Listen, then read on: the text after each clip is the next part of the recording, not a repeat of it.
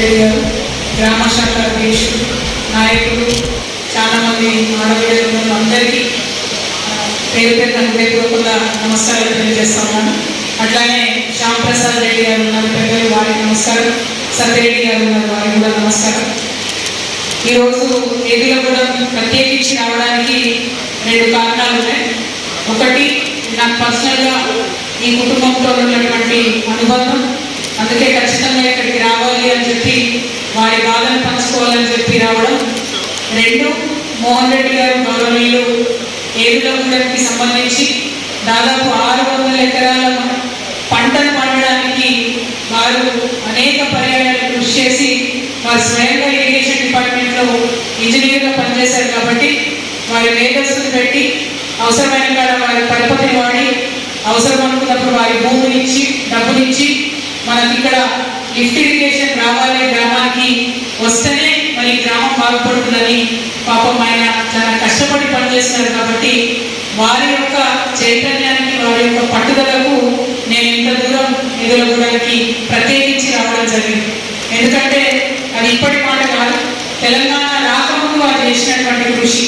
2006, 2007లో మన దిక్కు నీళ్లు ఉన్నాయా లేదా అని ఎవరు అడిగి చూసిన లేరు. మన దిక్కు పంటలు ఎట్లా పండుతున్నాయని ఎవరు పట్టించుకొని అడిగినటువంటి వాళ్ళు లేదు.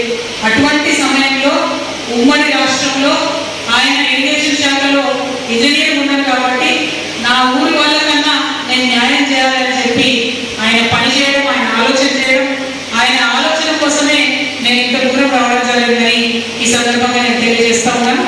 మరి అన్న శేఖర్ రెడ్డి అని చెప్పినట్టు మోహన్ రెడ్డి గారు గ్రామానికి ఇంకా సంపూర్ణంగా నీళ్లు రావాలంటే పైప్ లైన్ కావాలని అడిగినప్పుడు వారు కూడా మళ్ళీ ప్రత్యేకించి ఇంకొక 25 లక్షలు ఇవ్వడం, మరి గ్రామానికి ఎంతో కొంత సహాయం జరిగి ఉంటుందని చెప్పి నేను మనస్ఫూర్తిగా నమ్ముతా ఉన్నాను. మరి గ్రామస్తులందరూ కూడా మన ఊర్లో ఎవరైనా పెద్దవాళ్ళు మన కోసం ఇంత పనిచేసినటువంటి వాళ్ళు ఉంటే మనం ఎప్పుడైనా తలుచుకుంటాం, గౌరవించుకుంటాం. మన తెలంగాణలో ఖచ్చితంగా తిన్నకాడ కలుస్తాం ఎవరైనా. కాబట్టి వాళ్ళు కలుసుకోవడానికే ఇంతమంది ఇక్కడికి వచ్చాం. మరి జరిగిపోయిన వాళ్ళంతా గొప్పవాళ్ళని చెప్పి మనం పదే పదే అనుకుంటూ ఉంటాం.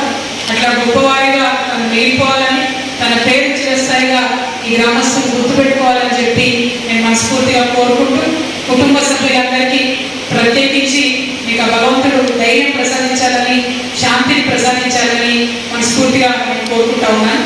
మరి స్థానికంగా ఉన్నటువంటి నాయకులందరి పేర్లు చెప్పి ఉండకపోవచ్చు, క్షమించాలి. గ్రామ శాఖ, గ్రామంలో పనిచేసే వాళ్ళు, మా తమ్ముడు సుజీత్, మమత, సంగీత అందరికీ కూడా పేరు పేరున మళ్ళొకసారి ఇంత దూరం ప్రయాణం చేసి వచ్చినందుకు ధన్యవాదాలు.